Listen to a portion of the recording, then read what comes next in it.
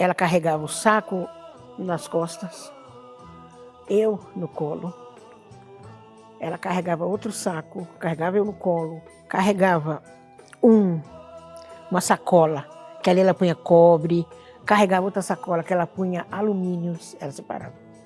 E aí, carregava outra na cabeça, outro saco na cabeça, carregava. Eu lembro bem disso. E aí ela falava, a minha força está toda na minha cabeça. Na cabeça eu carrego o saco de papel, eu carrego as madeiras para fazer a casa, e toda a minha vida, toda a minha história, tudo que eu posso escrever está na minha cabeça. Rico vai na frente, pobre vai atrás. Minha mãe falava de Sacramento, mas ela tinha assim, um ressentimento muito grande, né, com a cidade. E nós fomos fazer as contas, né, de quanto tempo a minha mãe nasceu após a libertação dos escravos. E aí deu 26 anos.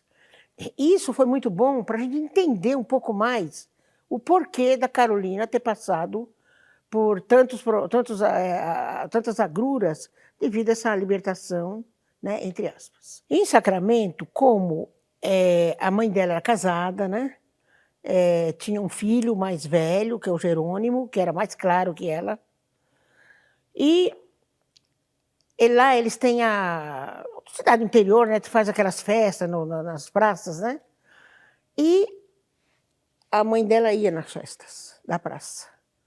E quando ela chegava nas festas, quem estava lá? O pai da minha mãe, que fazia repentes. Então, eu já acho que também já veio daí. Então, ela se envolveu com ele e nasceu a Carolina. A minha mãe, o irmão dela era claro, mas a minha mãe era pretinha, retinta mesmo. E aí, quando ela nasceu, a família dela acabou. O pai foi embora e ela ficou com a mãe e o irmão. Foi crescendo e ela acompanhava o avô, porque o avô lá, antigamente lá, tinha essas perspectivas de você... O branco lia para os negros, os jornais. Então, o avô dela ia todos os dias para saber as notícias. E ela ia junto. E aí, quando chegava, que os adultos estavam conversando os acontecimentos dos jornais, a minha mãe entrava no meio com 4 anos, porque ela sabia. E aí o pessoal achava, olha, intrometida, antipática, né? As primas dela, as tias dela falavam muito isso. E aí, lá, a mãe dela trabalhava em fazendas, cozinhando, limpando as casas. Então, ela mudava muito de fazendas. E quando chegou na fazenda Dona Maria Leite, sempre ela observava. E ela já viu que ela podia investir na minha mãe. Então, ela fala para a mãe dela, ela vai para a escola. E aí ela começa a ir. E ela vai e ela começa a aprender a ler. Ela começa já a ler outdoor, ela começa a ler assim, nomes de farmácia, né? Ela fala farmácia. Você vendo ele contando, era até uma história que ela ficava contando para a gente assim. E aí ela já pegou o gosto pela leitura, então ela gosta de ir na escola. Mas aí a mãe muda de fazenda e ela nunca mais estudou. Ela não terminou o 2º ano. E ela nunca mais sentou num banco de escola. Lá tem, a cidade é muito espírita, né? Até hoje, né? Espírita. Então, a mãe a levou para benzer, porque ela tinha muita dor de cabeça. E aí a mãe explicou, né? Que todo mundo falava que a Carolina era chata, né? E aí ele fala, não, ela não é chata, ela não é antipática, ela é uma poetisa. E ele fala, pobre Sacramento, do teu seio sai uma poetisa. Ela vai crescendo, só que ela não sabe o que é poetisa. Nem ela sabe, nem a mãe sabe, e ninguém sabe. Então o pessoal falava, ai, que negrinha chata. Chamava muito ela de negrinha, né? E a mãe falava, ela é uma poetisa, e ninguém sabia o que era. E sempre lendo, e sempre lendo. Quando minha mãe chegou, ela já veio escrevendo, quando ela chegou aqui em São Paulo. Tanto é que tem um jornal, né, 1940, que está a foto, né, surge uma poetisa negra.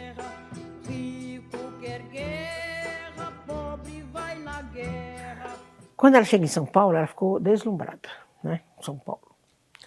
E aí ela fala, nossa, cheguei no Paraíso, né? Aí ela ouve falar que tem um bairro chamado Paraíso. Ela chega aqui em São Paulo e arruma um emprego na casa de quem? Do Eurípides de Jesus Erbini. E aí ele falava para ela, ó, final de semana eu quero que você saia, vai passear, minha mãe gostava de dançar, vai passear, você é nova, é jovem. Ela falou, não, eu queria ficar na sua biblioteca. Falou, então fica na minha biblioteca. Aí ela lia. Ela leu Casimiro de Abreu, ela leu Castro Alves, ela lia Rui Barbosa, ela lia de tudo. E aí ela foi se realizando e aprimorando, né? Ela é engravida desse meu irmão e ela vai para a rua de novo, né? Antigamente, você sabe, tinha uma política, né? Tá grávida, mulher grávida vai ficar trabalhando, então não tinha tudo que tem hoje, né? Então, ela estava na rua de novo. Quando ela está na rua, o Adhemar de Barros, que era o governador na época, ele vai trazer uma pessoa muito famosa aqui no Brasil, que era Lucas Nogueira Garcês. Mostrar o quê? Uma São Paulo maravilhosa, uma São Paulo linda, limpa. E ele coloca todo mundo num caminhão e manda na beirada do Rio Tietê, né? Que é no Canindé. E lá ele disse, ela vai junto, ela está na rua. Aí ela vai junto e lá tinha já uns terrenos lá, mas ninguém tinha casa, ninguém tinha nada, só tinha terreno. Aí ela consegue, na Avenida Brasil, na Igreja Nossa Senhora do Brasil, ela consegue umas madeiras. Então, ela carregava essas madeiras na cabeça, né? E ela mesma construiu o barraco. O barraco é pequenininho, era pequeno, ela construiu. E é como diz a minha filha, né? É igual um animal se aninhando para ter um filho. Porque ela estava com as dores do parto e já construindo o barraco ela mesma. E aí nasce o meu irmão. Quando nasce meu irmão, ela pensa, ela tem que cuidar desse filho, né? Então ela precisava de tempo. Ela vai catar papel. E passou uns 4 anos, ela engravidou de mim. Como ela engravidou de mim? Meu pai era um industrial, né? Tinha uma indústria. E essa indústria é no Brás. Eu estive lá e vi a indústria. E ele era muito rico, ele tinha uma vila de casas, ele alugava um prédio para o cinema. Então, ela passava na firma dele para pegar papelão. Ela catava papéis. E aí ela engravidou dele. Ele tinha 2 filhos. E aí, até eu estava lendo lá os manuscritos, porque a minha mãe sempre falava, né, que ela queria tudo filhos homens, né? Porque eu não entendia, hoje eu entendo. A vida que ela teve, tudo, para ela era mais fácil. Antigamente tinha esse, né? Para o homem tudo era mais fácil. Hoje é que está assim, bem equiparado, né? Então, meu pai, ele fala, ele queria um menino também. Se fosse um menino, ele ia levar para ele, para tomar conta da firma. E aí, eu nasci, ela ficou com os 3 filhos. Como ela ia ficar com esses 3 filhos? Para ela cuidar, catando papel. E sempre escrevendo. Sempre escrevendo. A minha mãe nunca deixou de escrever. E quando a gente ia catar papel, eu lembro que ela sentava assim na calçada, porque ela estava passando mal. E eu via que ela vomitava muito. E ela vomitava bílis amarela, né? E ela via tudo, ficava tonta, estava com fome, né? Aí que vem, até a fome é amarela. Agora eu sei a cor da fome. Estou vendo tudo amarelo. Então vem, esse amarelo surge daí. Mas ela estava catando papel, de repente ela punha a mão na cabeça assim, vai ter que escrever agora. Eu tenho que escrever. Ali, ninguém segurava, não. Ela punha o papel em qualquer lugar, pegava o primeiro pedaço de papel que tinha na mão, e ela falava, deve ter aí algumas falas dela assim, só uso roupa com bolso, porque ela carregava um lápis ali. Ali ela escrevia. Escrevia nome de rua, alguém que falava alguma coisa, uma quadrinha que vinha na cabeça, um poema, tudo ela escrevia, tudo dela era anotado assim.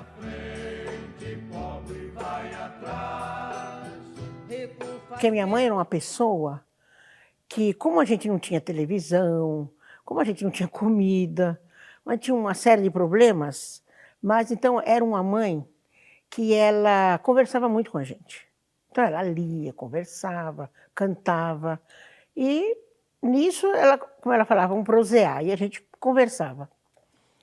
Ela tocava, ela chamava muita gente para fazer a segunda voz, né?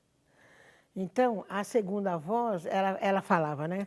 A Maria veio, e eu falava, não veio não. Por que que não veio? Eu falava, não sei não. E os filhos cantavam com ela, né? E eu adorava ver ela cantar. Então eu falava, canta de novo, canta de novo. E ela cantava. Ela dançava muito pra gente. Ela dançava, ela gostava de catira, que ela batia os pés. E ela subia a saia assim, né? E ela dançava catira. E eu falava, dança de novo. Né? Então ela cantava muito, dançava, a gente tocava muito violão com ela lia muito pra gente. Essas Mil e Uma Noites, ela lia pra gente esses livros. Essas lendas da Mil e Uma Noites, eu lia com ela lia com a gente. Né? E ela tinha uma preocupação muito grande com o estudo dos filhos. Eu era péssima em matemática. Era um jato em português, mas em matemática. E ela pagava escola, a professora ia me ensinar, entendeu? Ela ia nas reuniões, sempre foi, sempre procurou, sempre olhava os cadernos, ensinava o que dava para ela ensinar. Então, minha mãe era assim, minha mãe tentava ajudar as pessoas. Uns meninos que estavam no juizado de menores e fugiam. Antigamente era juizado de menor, hoje é Fundação Casa. Eles fugiram, estavam lá na favela com o uniforme da Fundação Casa, do juizado de menores. E ela pôs ele em casa, ela alimentou, ela deu outras roupas, né? Então minha mãe tinha isso de bom, né? Vive em paz, rico vai na frente. Minha mãe era uma pessoa diferente. Então minha mãe gostava de valsas vienenses. Então ela tocava aquelas valsas vienenses na favela, ela cantava, ela gostava de rádio, minha mãe sempre gostou muito de rádio. E aí a gente escutava as novelinhas de rádio, essas historinhas, e eu lembro que eu e ela ficava as duas assim, eu também gostava, as duas assim, escutando aquelas novelinhas de rádio, né? E tango, né? Minha mãe tocava violão, ensinava a gente. Então, o pessoal não gostava dela. Não queria que a gente se misturasse. Eu um pouco me misturava, porque era pequena, sempre ficava muito com ela. Mas meus irmãos não queriam que eles se misturassem. E ela catava o papel e duas coisas que ela falava. Eu preciso guardar dinheiro para arrumar os dentes do João e preciso guardar dinheiro para esses meninos ir ao cinema no final de semana, para não ficar lá. Colocaram o parque infantil na cidade, lá na favela, e quem estava balançando eram os adultos. Aí minha mãe foi lá, e onde ela começa a falar, vou colocar vocês todos no meu livro. E a minha mãe falava bem. Além da que a minha mãe era altiva, uma negra favelada que falava bem e falava que ia colocar num livro, o Audálio Dantas estava fazendo uma reportagem na favela. Pode me levar até o barraco, né, para você mostrar o livro? A minha mãe leva ele até o barraco. Só que, é isso que eu quero que as pessoas entendam. A minha mãe, o interesse dela era escrever, sabe o quê? Romances. Minha mãe adorava romances. E os romances dela são até interessantes, porque ela falava, eu trabalhava nas casas, né, de família, às vezes, e eu ficava observando a família. Às vezes até a história da família ali, ela mudando os nomes. E que ela criava também. Muitos que ela criava também, né? Então os romances dela vêm assim. E ela queria que ele visse os romances dela, né? Ele se interessou pelo quarto de despejo, pelos manuscritos, pelo diário. Eu hoje, né? Eu até me interessaria pelo diário também. Eu não vou questionar o Audálio Dantas, porque você vai numa favela, você vê uma negra lá, ponderada, falando bem. Ela mostra um livro. O livro está retratando tudo que da favela, dela, de todo mundo. Eu escrevi todo mundo. Claro que eu me interessaria, né? Mas o interesse dela eram os romances. Guerra, pobre não sabe por quê. Rico faz Quarto de despejo. Ela pega o livro, ela olha assim o livro. E ela fala, quarto de despejo, diário de uma favelada. Carolina Maria de Jesus. Eu vi que aquele dia ela ficou... Ela se completou ali. Ela ficou feliz, o olho dela brilhava. Uma das poucas vezes que eu vi minha mãe feliz foi ali. E ela não saía sem escutar o rádio. 10º lugar, falava o nome do livro. 9º lugar, quando chegava primeiro lugar, mais vendido, Carolina Maria de Jesus, Quarto de Despejo. Ali ela ficava feliz. E aí ela saía. Todos os dias, religiosamente, ela fazia isso. A minha mãe, ela sempre foi muito vaidosa. Minha mãe gostava de se maquiar, de ter o lápis dela, passava lápis aqui na sobrancelha, de passar batom, né? Passar batom. Ela tinha um pente, ela adorava um pente, tem muitas fotos dela com pente. E aquele pente, ela comprava o pente, ela mesma cobria com tecido e aí ali ela punha as contas, as pedras. E aí ela mesma fazia o colar e ela combinava. Ela gostava muito, era muito vaidosa, minha mãe. Quando minha mãe começou a se projetar, ela adorava... minha mãe sempre gostou muito de bordar.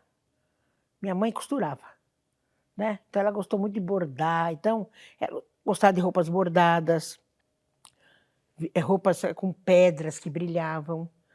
Então, a minha mãe, além do que, gostava das valsas vienenses. Ela punha numa altura. Ela comprou uma vitrola. Ela punha numa altura, ela dançava sozinha na sala. Quando não tinha namorado. Quando tinha namorado, dançava com namorado. Quando tinha namorado, dançava sozinha. Né? Aqueles tangos, ela adorava tango. Né? Minha mãe cozinhava muito bem, ela se sentiu feliz ali em cozinhar. Minha mãe cozinhava muito bem. Né?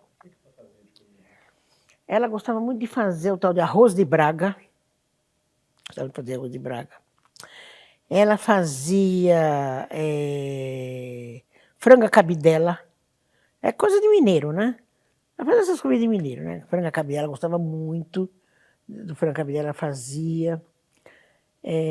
Polenta com quiabo, gostava bastante. Ela gostava do feijão de farinha com torresmo, gostava bastante.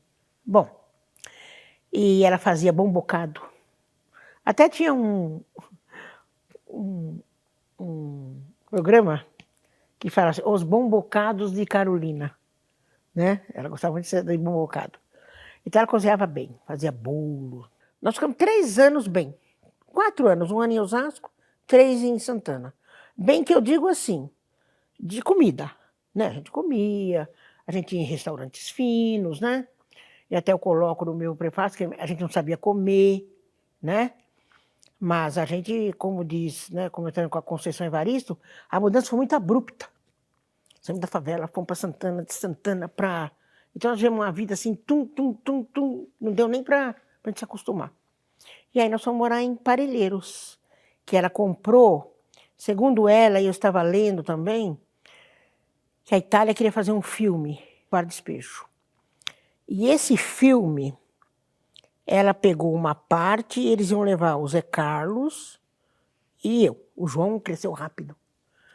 E ela pegou esse dinheiro e com esse dinheiro ela comprou o sítio. E aí minha mãe começou a notar o racismo, né? O racismo foi latente mesmo. E não só pela cor, pelas condições, né? Da Carolina, favela. Bom, eu lembro que o Anselmo Duarte ganhou a Palma de Ouro, né? A taça, né? Palma de Ouro. Com o filme Pagador de Promessas. E aí nós fomos em Santos, que ia ser a comemoração. E eu lembro que nós fomos, eram umas 10, 15 peruas da Cinzano. E foi toda aquela carreata, Cinzano. Minha mãe estava muito feliz, fomos nós 3. E quando o restaurante chamava Hi-Fi, quando nós chegamos no restaurante, o rapaz falou, negro aqui não entra. Aí todo mundo falou, não, é Carolina Maria de Jesus. Ela tem que entrar, ela tá um personagem importante aí, está em todos os jornais. Aí falaram, Carolina, vamos entrar. Não, não entrou mais. Minha mãe era assim, não entrou mais. E aí nós fomos comer numa casa, eu lembro que a gente estava comendo na cozinha de uma casa. Algum funcionário deve ter falado, vamos comer na minha casa. E minha mãe não entrou mais. Então ela percebia muito o racismo, né?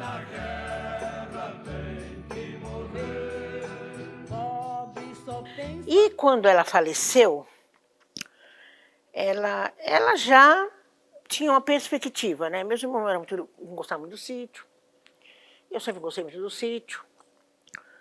Então, eu sempre digo, né, que ela não queria meninas e no fim ela deixou uma carta para mim, né? Não sei o que ela pensou na cabeça dela. E eu nem sabia dessa carta. Na carta ela fazia muitos pedidos. E dentro desses pedidos ela pedia para não deixar a memória dela morrer, que eu propagasse a memória dela. Que eu nunca vendesse o sítio, porque a paixão da vida dela era aquele sítio. E que ela ia ajudar eu comprar o sítio e arrumar o sítio. Que ela ia me ajudar. Que eu, no túmulo dela, colocasse livros. Ela não queria flor, queria livros. Põe livros no meu túmulo. Que cuidasse do meu irmão, que meu irmão, ela sabia que meu irmão não ia longe, né? E minha mãe tinha isso. Ela escrevia a carta, ela lembrava de alguma coisa. Aí ela pegava o primeiro papelzinho, ela lembrou. E num papelzinho à parte tinha: vai buscar os meus manuscritos que estão espalhados.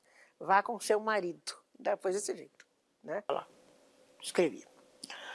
Então, eu fui procurar fazer o que ela me pediu. 15 de julho de 1955, aniversário de minha filha Vera Eunice.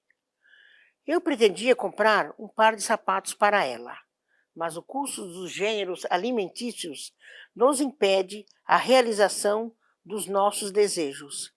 Atualmente, somos escravos do custo de vida. Eu achei um par de sapatos no lixo, lavei e remendei para ela calçar. Eu não tinha um tostão para comprar pão. Então eu lavei 3 litros e troquei com o Arnaldo. Ele ficou com os litros e deu-me pão. Fui receber o dinheiro do papel. Recebi 65 cruzeiros. Comprei 20 de carne, 1 quilo de toucinho e 1 quilo de açúcar e 6 cruzeiros de queijo. E o dinheiro acabou-se. Passei o dia indisposta. Percebi que estava resfriada. À noite o peito doía-me. Comecei a tossir. Resolvi não sair à noite para catar papel. Procurei meu filho João José. Ele estava na rua Felisberto de Carvalho, perto do mercadinho. O ônibus atirou um garoto na calçada e a turba fluiu-se. Ele estava no núcleo. Dei-lhe uns tapas e em 5 minutos ele chegou em casa. Abluí as crianças, aleitei-as e abluí-me e aleitei-me. Esperei até às 11 horas um certo alguém. Ele não veio. Tomei um melhoral e deitei-me novamente. Quando despertei, o astro-rei deslizava no espaço. A minha filha velha Eunice dizia: vai buscar água, mamãe. Agora, esse certo alguém, sabe quem era? Perguntei para ela. Eu perguntei quem era esse certo alguém, né? Porque é meu pai.